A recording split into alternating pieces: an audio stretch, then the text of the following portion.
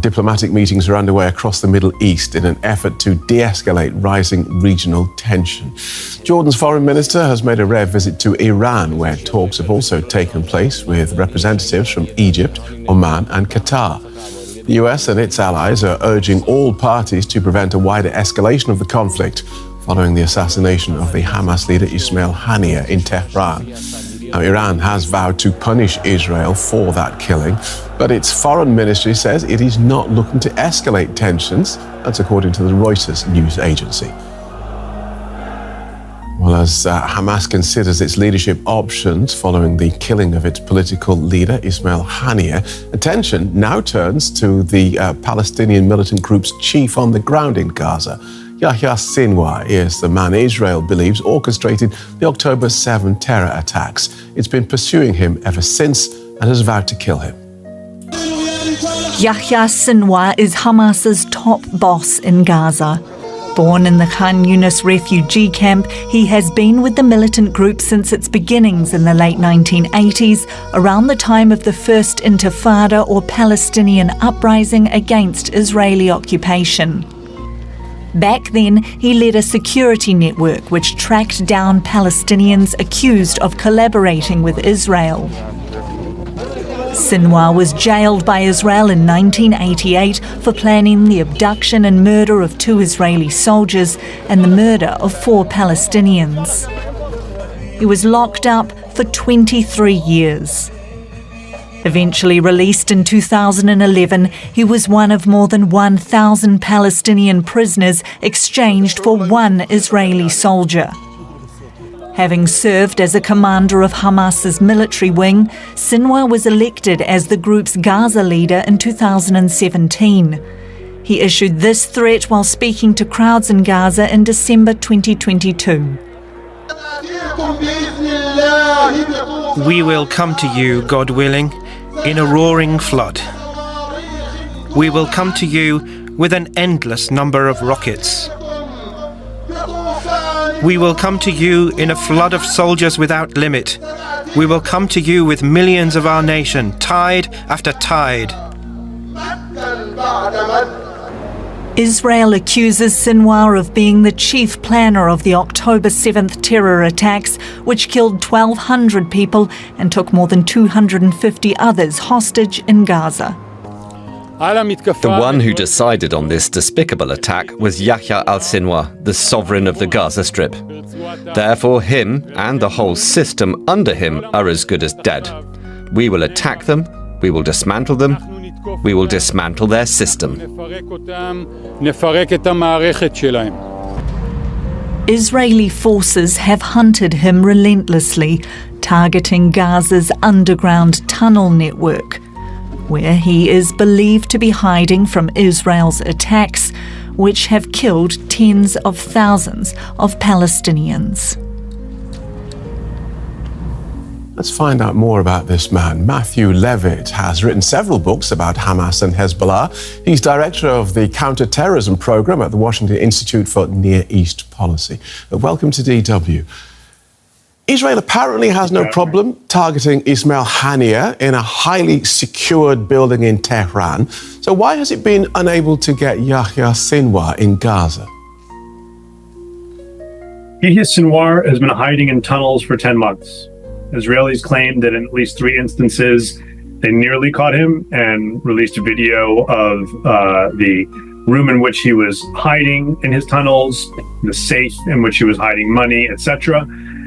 But there are hundreds of kilometers of tunnels in Gaza. They're interconnected like spider webs, and it's very, very difficult to penetrate them with the kind of eavesdropping material that might lead to his capture, especially when he is likely being very, very careful about the use of cell phones and the like. So how has the killing of Ismail Haniyeh affected Yahya Sinwar's role in Hamas? Not very much at all. Yahya Sinwar is the overall Hamas leader in the Gaza Strip. He has been and continues to be the only person whose opinion matters on things like a ceasefire and release of hostages in return for Palestinian prisoners, etc. Ismail Haniyeh is the overall Hamas leader until he was killed. But that was really more technical than reality. Haniya and Sinwar had a significant amount of tension between them. Haniya was the overall head of Hamas, located in the Gaza Strip, as Sinwar was actually the head of Hamas in the Gaza Strip. That led to tension, and ultimately Haniya left Gaza, and that's why we found him splitting his time between Qatar and Turkey.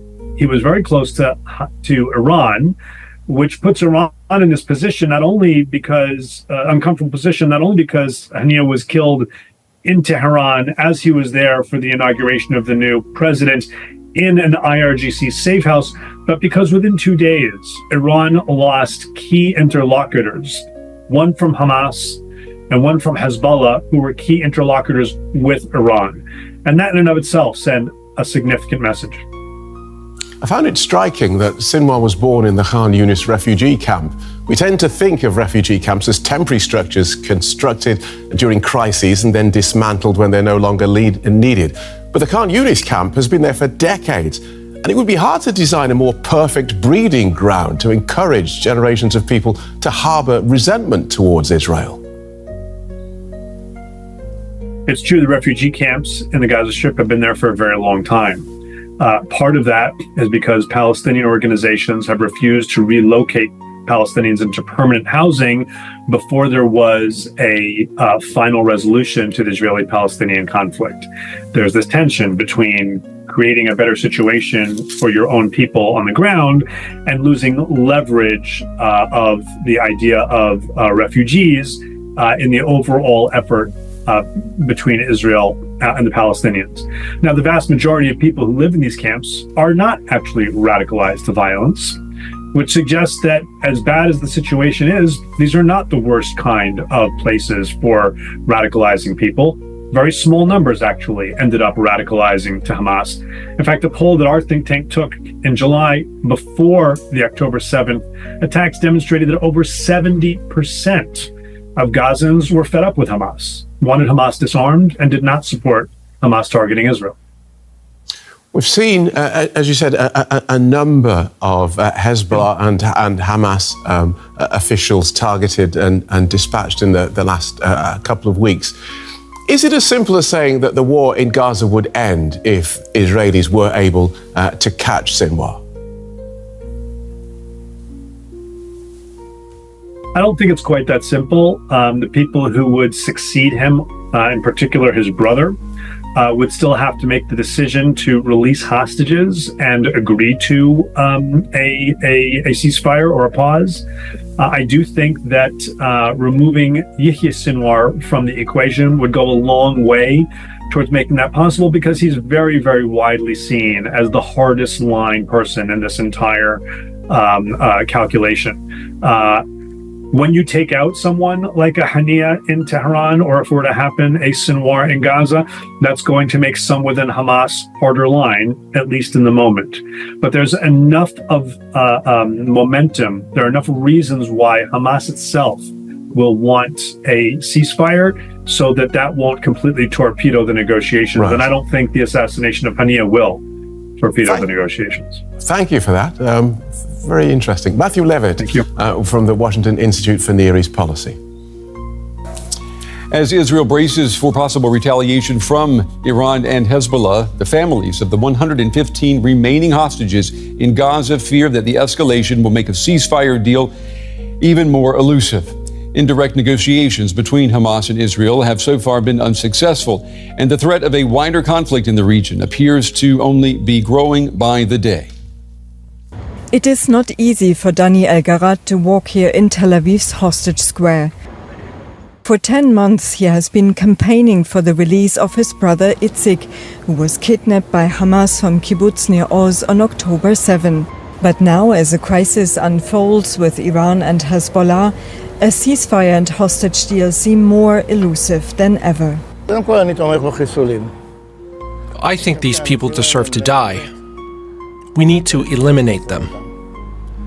The question is when, and whether they're more important than the lives of the hostages. That's the question. After the targeted killings of Hamas leader Ismail Haniyeh in Tehran and Fuad Shukri, A senior Hezbollah figure in Beirut, Israel is now praised for retaliation and possible escalation. 115 hostages are still believed to be held in Gaza, some of whom are no longer alive. People here in Tel Aviv are extremely worried about the fate of the hostages still being held in Gaza. Fearing an all-out war with Iran and Hezbollah, people here are more on edge than ever. Life goes on as usual here, at least for now, but the threat of an imminent escalation is on everyone's mind. It's very worrying. Things are unclear. There is a lack of information. We don't know what is going to happen. We are terribly worried about our people over there. There is no one who is leading us responsibly. It's a difficult feeling. It's not easy to be a citizen in Israel today. For me, it was already scary after 7th of October, and I was really scared because I wasn't sure what's going to be tomorrow or the day after tomorrow. But eventually, I'm sure that everything is going to be okay, no matter what. And trying to stay calm. Yeah, but it's a bit scary because you don't know what to expect. Dani El-Garat is critical of Netanyahu's strategy of maximum military pressure and thinks he's motivated by his desire to stay in power. We see the condition the state is in today. The country's condition is much worse than on October 7th. We're on the verge of a regional war. In the face of growing uncertainty, the hostages' families are waiting anxiously for their loved ones to come home as the country prepares for whatever comes next.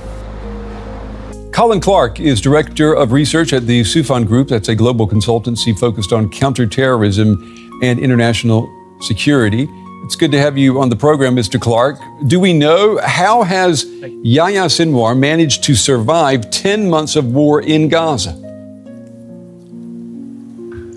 Yeah, well, this is something that Sinwar was long preparing for, obviously. And if you look at the density and the complexity of what's really a labyrinth of underground tunnels, almost a city unto itself, he's had a long time to prepare. This is someone that knows the Israelis better than probably most Palestinian militants. And he's also likely avoided the use of any technology, anything that emits some kind of a signal, as well as keeping very kind of, close company, and is likely also, using couriers to transmit messages. Yeah, couriers, so no technology that would allow him to be traced. If that's the case, if he's hiding deep in a tunnel, how is he able to effectively communicate with Hamas outside of Gaza and hold basically the reins of power? Well, he's got the street cred or credibility, right, to kind of be firmly entrenched. And I think, most people that are speculating on who succeeds Ismail Haniyeh, it may not make that much of a difference politically because Sinwar is really the kind of the muscle now. And that's why we've seen in all of the kind of ceasefire negotiations and potential hostage deals, the delay in a response, right? Negotiations taking place across the Gulf, and there's been this kind of delayed response because it takes a while to get the messages to Sinwar, then it takes a while to get the messages from Sinwar back to the mediators in Qatar, Egypt, Israel, the United States, and elsewhere. If Sinwar is not captured or is not killed, will Israel ever be able to declare victory over Hamas? Well, the Israelis could declare victory today. They've killed many of the leading militants of this group, not only individuals like Mohammed Deif, who they had long sought, much in the same vein as Sinwar, but they've killed some of the group's top political leaders. Al-Aruri in Lebanon back in January, Marwan Issa, and now most recently Ismail Haniyeh. And so if they wanted to, they could stop and declare victory. I don't think that's something that's likely, though. If they were able to get Sinwar and or his brother, that might be added incentive, but only time will tell. A few weeks ago, the Wall Street Journal published leaked messages Sinwar had said to other Hamas leaders in which he basically said, the more Palestinians die in Gaza, the better for Hamas. Has this been his policy all along?